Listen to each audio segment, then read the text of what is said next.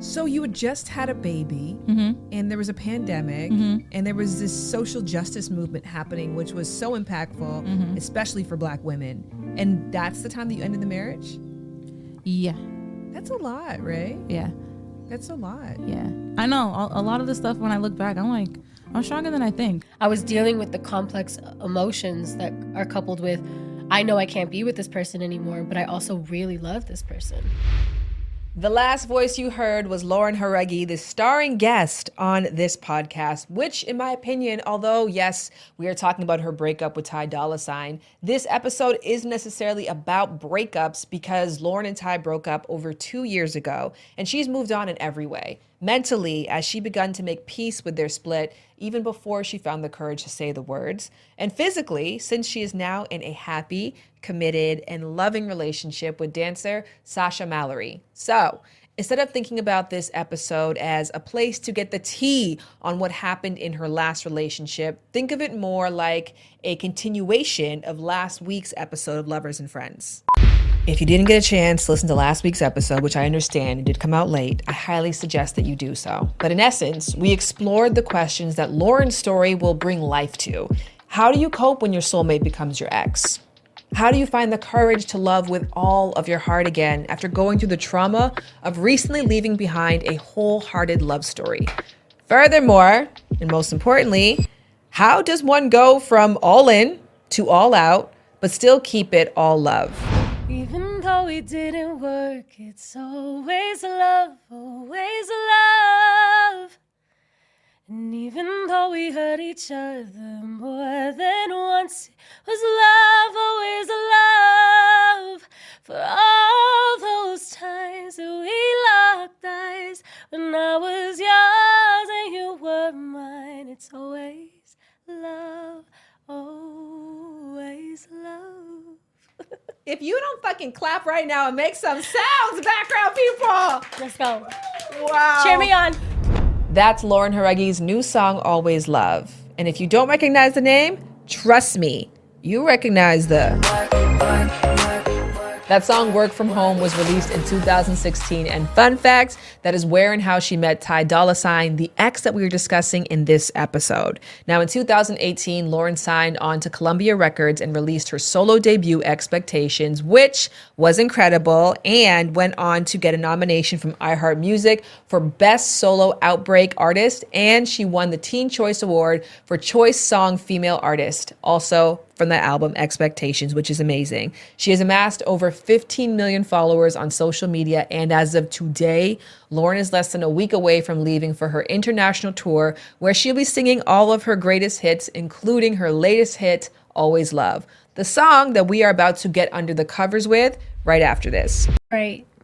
Was about your 10 different soulmates. And it explores the concept of the fact that because we're not getting married at 22, 23 anymore, that lightning feeling of, oh my God, like you are my star-crossed lover, happens several times in your life. It does. I can attest to that. Yeah. It's happened to me many times. And the connection was there, the feeling is there. This is a lifetime worthy love, but it's not the love of my life. Right. Right. How do you cope when your soulmate is now an ex?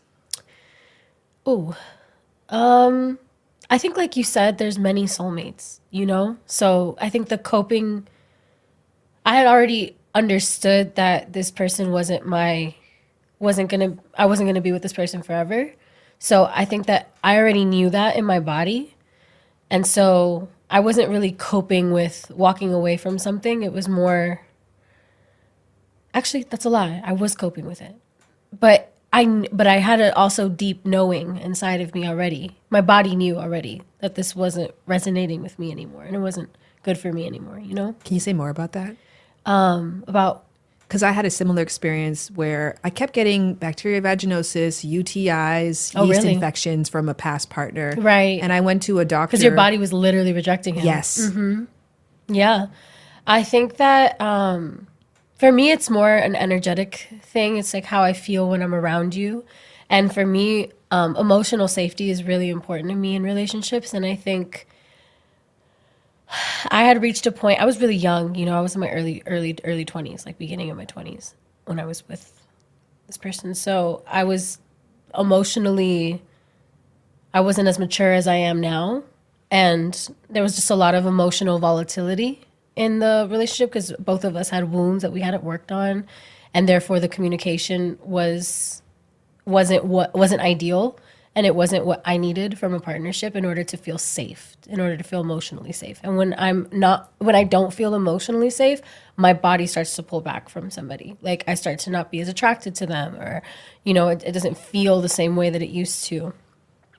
And I hold on to what I've learned also from that experience is when it's time to walk away, walking, not lingering, not holding something out, not waiting until every single feeling disappears, but just understanding when something isn't right for me anymore and being able to have the courage to have that honest conversation, because we get comfortable in codependence. We get comfortable in, what we're already doing and what is routine for us. And relationships can become that. Okay. They can become habits and routines that you're just like, you're used to this person. You're used to the way you live life with this person. And it is so jarring to walk away from something that's like, we were together for 2 years, so that was like a very intimate part of my life. But when you have to walk away, you just have to. I also love the term walk rather than run. Right. Yeah, it's a walk. It's a gentle leaving. What was the problem? What was the poison? In that specific relationship, I think there were different factors, to be fair. But for me, what my issue was, I felt like I couldn't grow. I felt like me growing was a threat to our relationship. And Growing how? like as a person, like as a woman, and like exploring myself, figuring out what I like, what I don't like. I was really young at the time, like I said. So, with the dynamic of like older men and younger women, sometimes it's just like, I want you to act a certain way. Yes. And I'm like, I can't just act a certain way. I'm myself. And I'm going to keep discovering myself. And I'm going to keep expanding. And if you're not okay with my expansion, then this isn't real, We have this episode that's called cocooning, and it's a concept that we've like coined around here, wherein it's the unfortunate truth that some relationships are not going to experience your butterfly phase, but were necessary in order for you to become a butterfly. Mm-hmm. Does that feel about right? Yeah. Yeah. And also just realistically, he loved me to the best of his ability, like given his own obstacles and trust issues and all of the things that's happened to him in his life, which was I was able to see from a higher perspective after the fact as well, where it's like these things weren't personal. This is just, and I also didn't know how to handle insecurity properly. You know what I'm saying? If someone's feeling insecure in a relationship, I was just like, I'm not acting like that and I'm not doing that. So like you're making shit up and you're just making yourself mad over some stupid shit that's not real, And I was very like no empathy for that, because I'm like, how the fuck are you gonna make me a villain when I didn't do anything? Yes. Like you're literally projecting an entire story onto me. Like I refuse to be a character in a story. Like I'm real, I'm tangible, I'm in front of you, I asked you for a story before we got here today. Because people often tell the story of the moment they knew, like the moment I knew that I fell in love with you, the moment that I knew that I liked you, which, happened very early on. You're lovely. But the moment that you knew this is not your life story, this was just a love story in your life. When did I know? I feel like it's disrespectful. It was a lot earlier than when I left. If there was a specific moment, I don't know if it was a specific moment. I think it was just any time that, like I said, the arguments would come up where I would become a character in a story instead of being myself. When I felt like I wasn't being seen, I was being projected onto, It's like the narrative of whatever his ex had done to him was on me. And I was such a good girl. Like I am not a cheater. Like I don't fuck with that energy. Like if I feel something about somebody while I'm with you, I'm gonna let you know and I'm gonna leave, So I think just this constant questioning of my character kind of just took a toll on me after a while, and this like inability to fully feel like myself, where I felt like I had to leave certain parts of me in the dark in order to be present. Yes. You know, and doing that over and over again, because for me, love for a long time meant, what can I give you? What can I offer you? How can I show up for you? How can I learn you? How can I understand your languages and understand what you like and need and want and feel? And how can I be of service to you was what love was like to me. And as I've grown, I've just understood that I also need love back. You know, there needs to be reciprocation. And a lot of the time, it wasn't the people I was with's fault. It was my inability to communicate my real needs, because I didn't believe that that was the part of the process, you know? It was how I can show up for you is what love means, not how can you show up better for me. And then if that came up, like if I tried to have a conversation about how things could be better for me, I felt very shut down a lot of the time. And so, and not out of, again, like in retrospect, I can understand I wasn't shut down out of maliciousness. I was shut down because when you tell someone who really loves you that they're not loving you right, it can hurt them. It can make them feel inadequate. It can trigger trauma wounds of theirs of feeling inadequate, you know, which probably caused problems for them in other relationships. So I understand those triggers and traumas now, but at the time, and in general, I deserved to be heard. I deserved to be seen, and I deserved for my truth to be able to exist within our partnership. Because without honesty, you don't have a foundation. Like you just don't. You're two floating versions of people who are coexisting with each other, but it's very superficial, you know, because the real depths that are the real moments of I'm asking for you to see me. I'm being really vulnerable right now. To be shut down in those moments, it takes a toll, you know?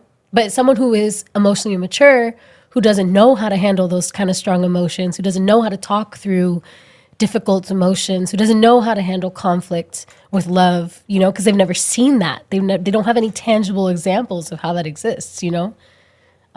It's kind of hard to teach somebody that, you know? I can so like sink my teeth into and taste and feel and empathize with exactly what you're saying. So thank you for sharing that. Yeah. I had Becky G on the podcast, and she was Becky. talking. Oh, she's incredible. Sweetheart. I didn't ask her to sing, which I fucked up on that. But now that I know that I can, I'm like, Lauren did it, so everybody should. No, that's not how it works. Okay. Just so you know, that's genuinely not how it works. People need to feel free. They need to feel free. They got to feel free. They also to do need to it. be able to sing. Yes.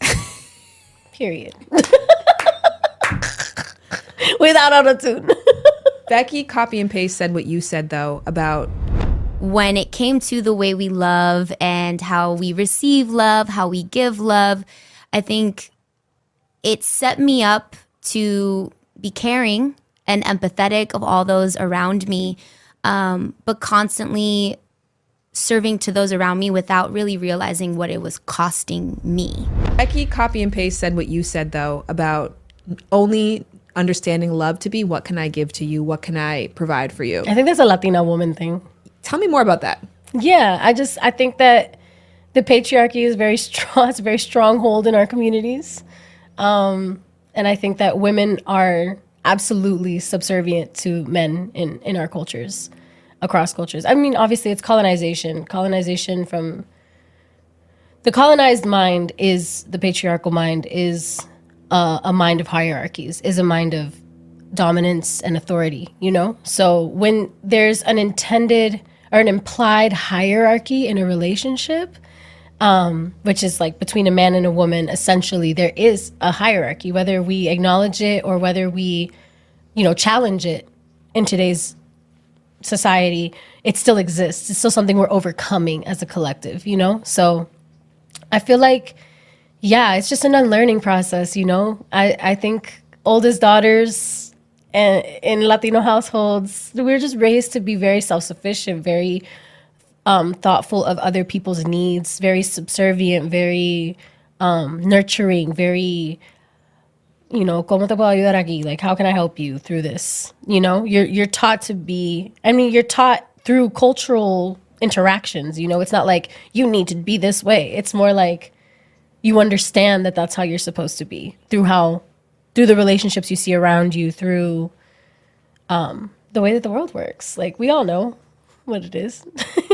But in a time in that relationship where you were somebody's idea of what you were was being imprinted onto you, and because you wanted to please, maybe that became a little bit a part of you too. Yeah, absolutely. Did people around you, even though this was the cultural norm, stop you and be like, Lauren, this isn't you?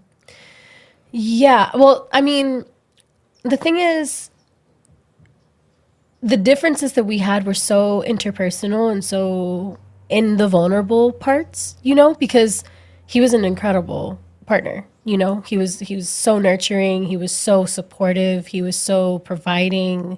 I felt so safe around him. Like, he was very affirming. Like, I felt beautiful when I was with him. I felt like a goddess, like, always. Like, he always affirmed me and made me feel beautiful. And talented, like, outside of, like, I always just felt very supported. So it's like, I could say that, but then there's all of the beautiful parts too. It's just the parts, the nitty gritty is more, and the more vulnerable stuff. It's like, on the surface, things were great. And essentially, like, it could have worked out for a much longer time, but there were ways that I needed to grow that I couldn't in that context. That's good though, because it didn't bleed over into other parts of your life and relationships. Exactly. Like, when you're in truly unfit relationships, you lose yourself. Yeah, and I think at a point I did lose myself, because truly unfit, sometimes it gets to the point where it is truly unfit and we're just not seeing each other eye to eye, and like, now we have preconceived notions of each other because of how we've previously handled conflict with one another. So it makes it hard to grow past, especially if neither party is getting the help that they need to understand themselves more, or is approaching the situation with how can I be better, And that's hard to do when egos are involved. But it was some time, because this song is about Ty Dolla $ign, Yeah. the breakup. Yeah. How much time in between writing the song and the breakup occurred? Like 3 months, maybe? So it's still fresh. It was really fresh. I had just gone on a writing trip to Bali. So I wanted to leave Los Angeles. I was like in a very overwhelmed space in my life, and I was just like, I need to get the fuck out of LA. Sorry, can I curse? Is that okay? Yes. Okay. I think I started being like, I motherfucking love this shit. So yeah, I just wanted to get out of LA, and I went to London for a week, and then I had a 10-day writing camp in Bali that I was going to. And when I got back from that was when I got in and wrote the song. So it was like, yeah, two months after the breakup. And Did it you was get still away very- because of very the breakup? fresh. Yeah, that was a huge part of it. It was also kind of already on the verge of a breakup and needing space being the reason why I was leaving to begin with. So, and not just because of him, but just because of me. Like, I was in an overwhelmed place in my life, and I just needed to be alone. Because that's a part of the song too, just saying that it's not always negative. Burn the place down. This was Right. trash, you're trash. I never want to see you again. Right. And that right. in some ways can make it harder. Exactly. And that was what I really wanted to capture with the song too, was like, I was dealing with the complex emotions that are coupled with, I know I can't be with this person anymore, but I also really love this person. Like, this person was a huge part of my growth as a woman and into becoming a woman. A huge part of me discovering so many pieces of myself that make me who I am. So that concept of always love is an homage to the importance of each relationship for what it was when it was, And granted, have I also had some toxic relationships? Were there toxic elements to the relationship? Of course, But I think maturing for me has been understanding that most of us who get involved in relationships, of course, there's narcissists who are psychotic and just like want power and dominion over somebody. But the majority of us we grew up in really abusive situations, like life is abusive. Like, white supremacist culture, patriarchal culture is abusive. It thrives off and survives off of abuse. And this inability to tap into the humanity of each person involved in the story, And when you're with somebody, it's easy to get caught up in like what's happening to you and how you're being treated and whatever. But very rarely are we self-aware enough to understand that we're choosing something that's not respecting us, you know, and we're choosing to try to change someone instead of just receiving what is for us. And so we get caught up in those cycles much more intensely, I feel like, than if we're able to take that second of self-awareness to be like, actually, this isn't right for me because they're not fulfilling needs that I'm vocalizing. You know, that's another thing, though, is vocalizing needs, because a lot of us don't do that either, especially women. You know, we really just are like, no, my place is to be a people pleaser. That's what love is, you know? Or love, when you're with the right person, that person's a mind reader. Right. And it's like, no. I mean, you might have I'm a psychic personally, so I'll know what the fuck you're on. But if you have a problem, I'm going to know there's a problem. I'm going to be like, I can read it in your energy.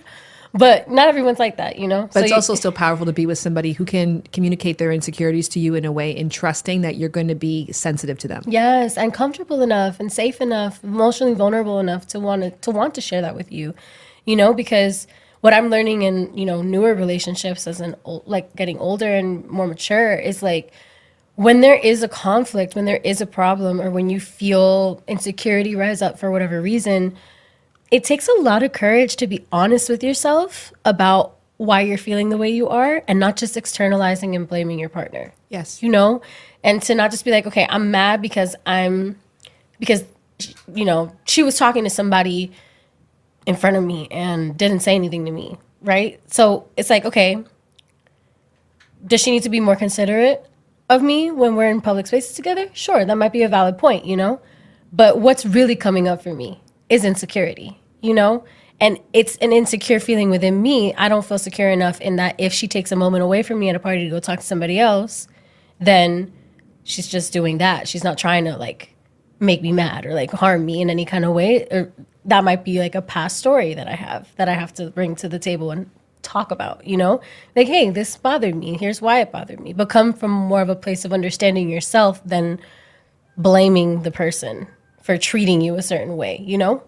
Sometimes people are treating you a certain way, which is valid. And you'll know in the reaction that they give you when you try to talk about it in a loving way, you know? But the respect that's necessary for like a real relationship to happen, it has a lot to do with grounding yourself in your truth and like understanding yourself and your triggers. What you said about society being abusive, so beautifully profound and well put. Thank you for sharing that reflection point. And I also love that it doesn't just give yourself grace for being in toxic relationships, but it gives grace and empathy for the person who is behaving in hurtful ways. In hurtful ways, because they're hurt a lot of the time, you know? Like, not all of us are given a manual on how to constructively communicate our feelings, you know? And we're actually very much in a society that's prone to abusive discussions because we don't have empathy for each other. We come at people from our own perspective and our own realities and this individualist perspective, but everybody's living from their own realities. Everyone's living from their own pasts and how it informs like their own traumas and how it informs the way that they see the world and navigate the world. So you have to be mindful of that whenever you want to get close to somebody, whatever way you want to get close to them, whether it's a friendship or a partnership or a business partnership or whatever it is. Like, you have to understand that people operate in ways that isn't necessarily personal, you know? It feels personal as hell when you're going through it, especially romantically. When you're going through it and someone's like projecting something onto you, you're like, well, damn, like, why you gotta treat me like this? You know, I didn't do that to you, or I didn't speak to you like that, or I didn't cause that trauma in your life. So it's easy to be like, man, this person is so fucked up. They're this, they're that, and the other. But when you really take the time to have the empathy to sit with someone and be like, okay, I understand the reason for why you like this is the way that you've chosen to handle this, but it's harmful to me. So how can we move forward in a way that's loving for both of us, you know? And it being y'all against the problem versus y'all against each other. Mm-hmm. But it's just coping mechanisms and how you learn to deal with them. And if you don't have the tools, you don't have the tools. Did you go and seek out the tools afterwards? Yeah, I've been in different like therapies. I'm more spiritual leaning than talk therapy leaning. I've done the talk therapy thing, and I think it works for some people, especially people who are really stuck on a specific event in their life that they really can't move through. I understand it. But for me, I'm very esoteric in the sense of I believe in angels. I believe in my ancestors and guides and God. Like I believe in all of that. And I feel like I get a lot more insight from a higher perspective than I do from like a 3D, you don't really know me, but you're trying to get to know me. It's like a faster process for me because they already know me, you know? That's so great because I think that people often think about therapy as talk. Like that's a therapeutic medium. And there's Exactly. so many different mediums that you can so tap many into. mediums, exactly. All right, there was two trains of thought that I had that have now left the station, but Bye. let's bring it back to the lyrics. Yes. Whenever Beyonce Ironic. sings Resentment, she cries, Yeah. which at this point I'm like, is there a button? Because how do you do this every single night? Because she feels it every night. Is this going to be that song for you? Maybe, yeah. I kind of cry. I've cried a couple times while singing this song. Yeah, I mean, to date, this is one of my most vulnerable songs I've written, and one of the best, I feel like, capturings of my feelings in a moment. So, yeah, I hope it always makes me emotional. I hope so too. Yeah, I mean, it genuinely did make me misty, yeah. which I It don't makes cry men that misty often. too. Yes? Yeah, I made grown men cry with that song.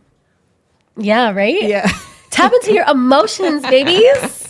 I had so many because one time this is super random, but I was in South Dakota. I was at a reservation doing a permaculture convention for my friend's birthday. And they had like a little talent show that you could sign up for. And I was like, fuck it, let me just like sing a little song, because I had just written songs and I had never performed any of them for anybody. So I signed up and I sang Always Love.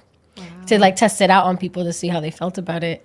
And I had 3 separate like classifications of grown men, like older, younger, different races, different whatever. Like they each came up to me with tears in their eyes and were just like, thank you so much for that, because you just captured a feeling that I've never been able to say. Yes. And I found it really interesting that so many men came up to me and said that to me, because I like for my music to be able to transcend the whole gender thing. You know what I'm saying? I want to capture a feeling, and I believe that our feelings are universal. They don't have genders. They don't have.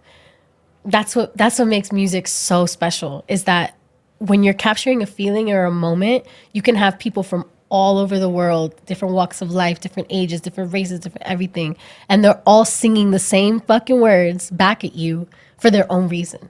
But it still unites them all because it's a universal feeling. When we get back into that pocket of we all go through the same set of emotions. Like we all got the same set of things that we're going through, different times, different ways, different reasons. But music and art in general, art forms that make you feel, remind me of humanity, like our humanity to me. Why that resonates so much, I think, with the masculine is because traditionally when women leave relationships, it's because They've reached a point where they can't handle it anymore. they can't stay. Even what you said, it could have gone on longer. Right. Right? Then it's like, well, then why didn't you stay longer then? Right, and I could have. Right. And it's usually, And then it's always like, you gave up. I'm like, baby, I just don't. This is not what I want my day-to-day life to be. Like, I Yes. just don't want to have to deal with this. Like, I don't want to have to deal with you figuring out how to talk to me properly when you're mad. Like, I don't want to have to deal with being disrespected because you couldn't get a grip of your ego. Like, and then later you come to your senses and you're like, oh my God, I'm so sorry. 2 days later, after you've treated me like shit for 2 days. Like, I just don't. I deserve respect and I deserve love unconditionally. And does that mean we are never going to get mad at each other and we're never going to have disagreements? No, of course not. But it is to say that when those things come up, respect is always at the core of the conversation, And that's something that I've learned to accept as a basic necessity in my relationships. Because for a long time, I would let people talk to me crazy. And guess what? I would match their energy. I would talk right back. Yep. Just as bitchy, just as mean, just as cutting, just as whatever. I would match energy because I felt justified. I felt like, oh, well, if this person's going to talk to me like that, well, then I can match energy, see if you like it. Oh, you don't like it, huh? Oh, cool. Right. But instead of that tit for tat, now I'm at a point where I'm like, if you talk to me crazy, you can't talk to me. Because I'm not matching that energy. That's not me.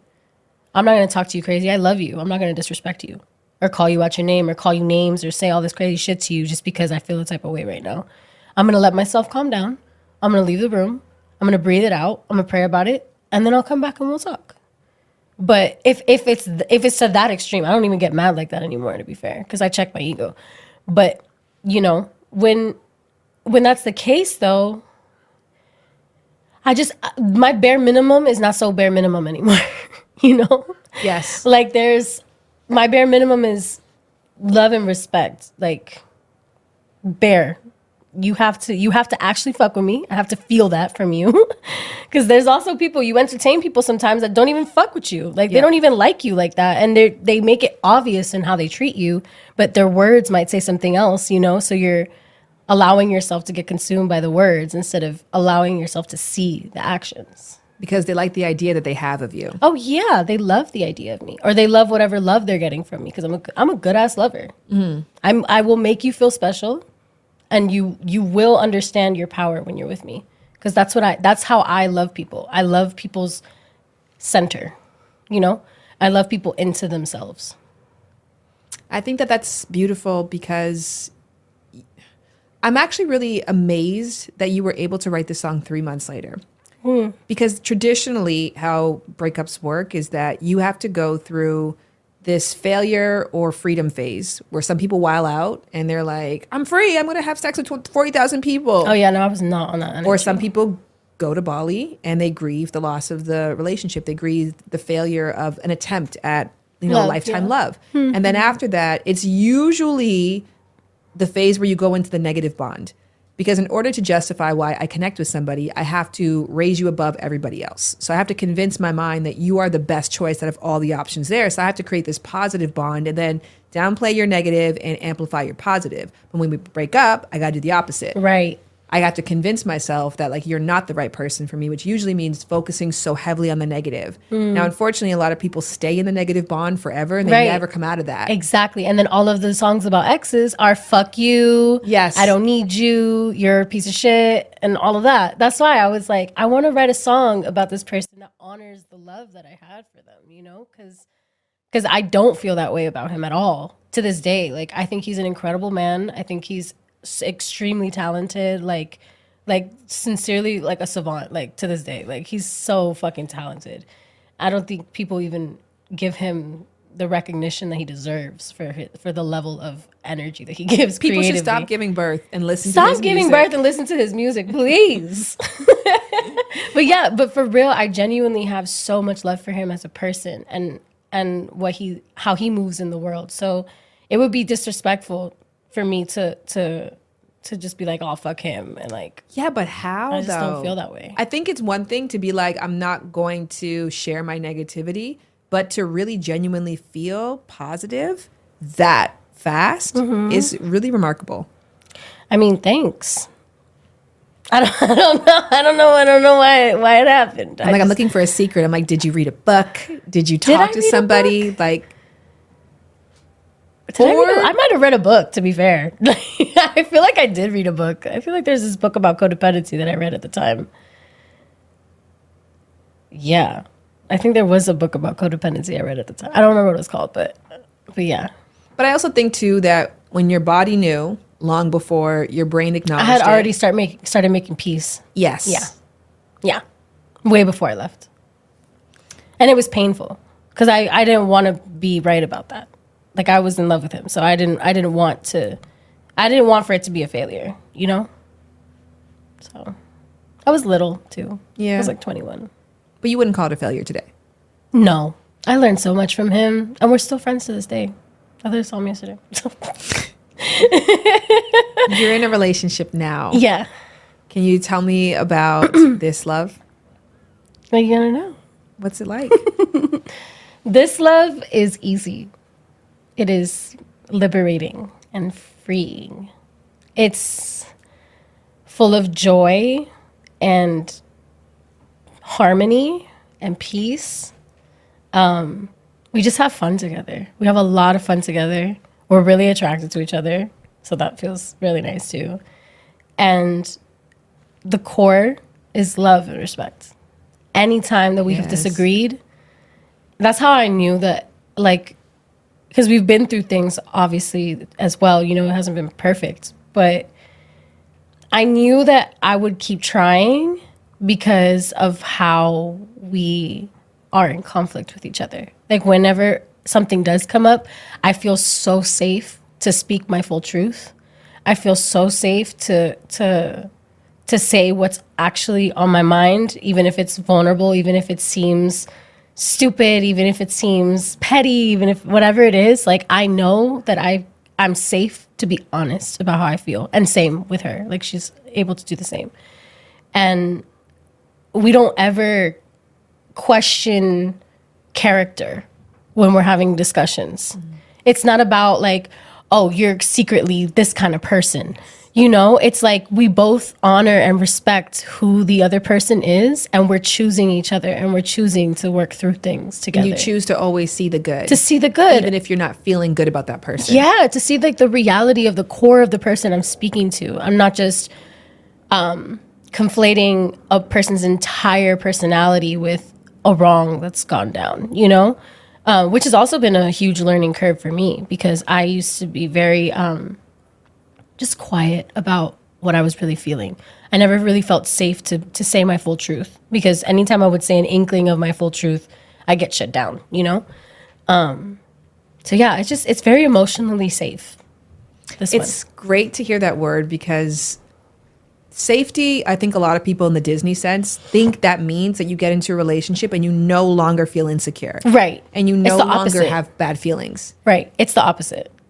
Those feelings come up more than before because every time that they come up, now you got to talk about it.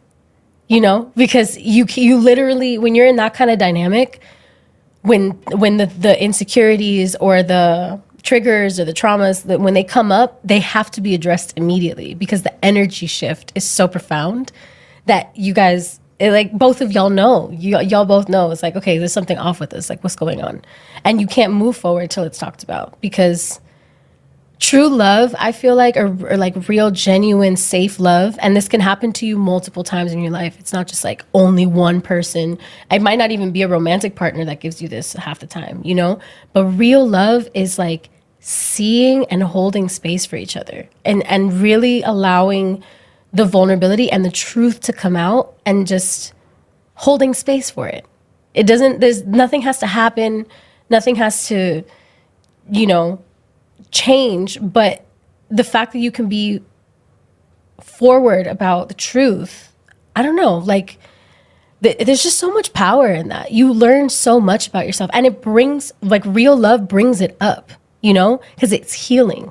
Real love is healing and it allows you to fall in love with yourself in ways that you hadn't done before or yet, you know, I think anyways. When you find like a friendship or a partner or, you know, a relationship where someone really sees you for who you are, it allows you to blossom and shed things that you were holding on to so tightly because you were so identifying so hard with it, but it just doesn't mean anything anymore because you're safe now. Yes. You know? That's such a beautiful way to express that. Is it, how has it been, because you're in a loving relationship now, but this body of work that you put out speaks to some of the love loss in your life. How did you have that discussion with your partner? Well, my partner is also an artist, so she deeply understands the creative process and how it's not linear.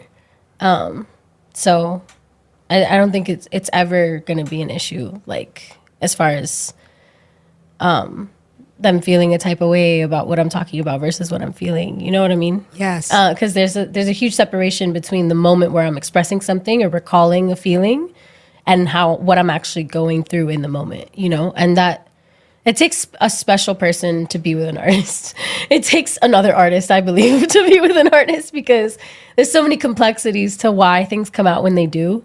And again, healing isn't linear. And so my writing process is inspired by sounds, is inspired by moments, is inspired by conversations. It's not necessarily always because I'm specifically feeling this feeling right now, you know, or about you.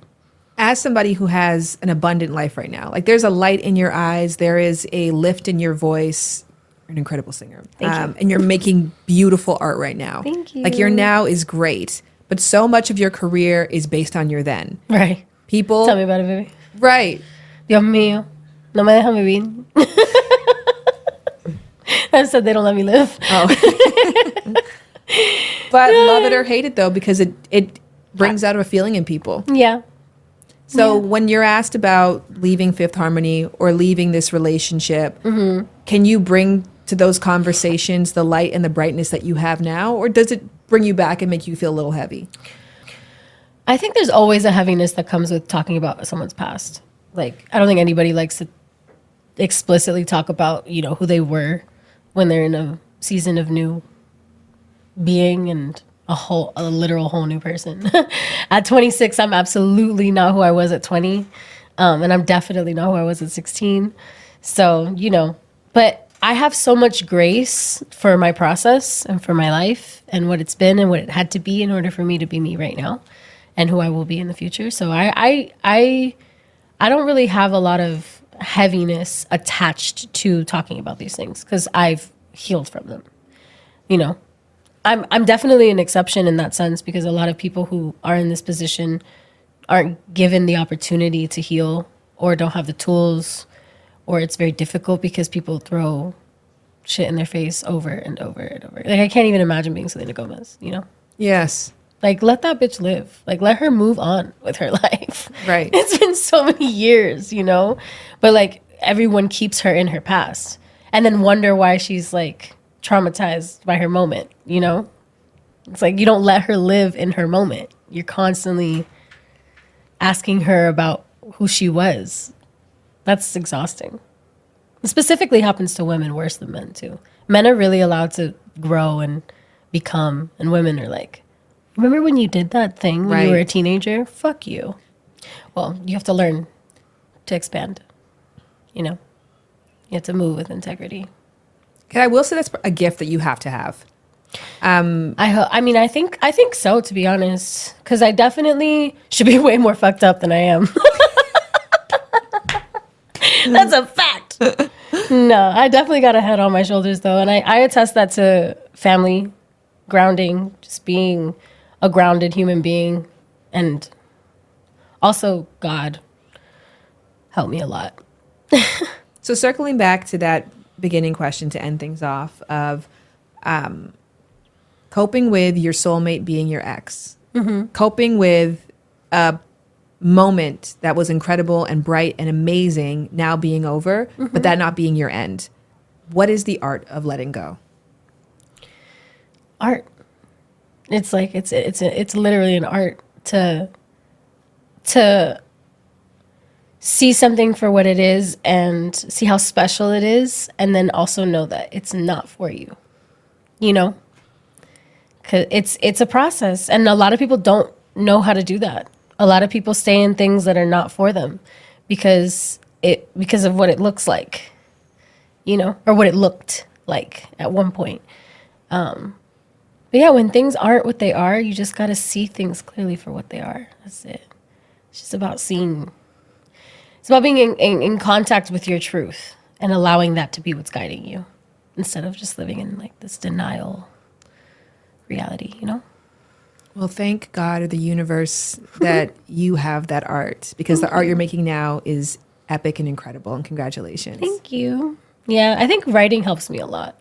Like, just process things, you know? All right. Well, Yeah. that's it. That's the end. We could talk about the new vibrator that you just got. Oh, shit. Yeah. I did. I like her.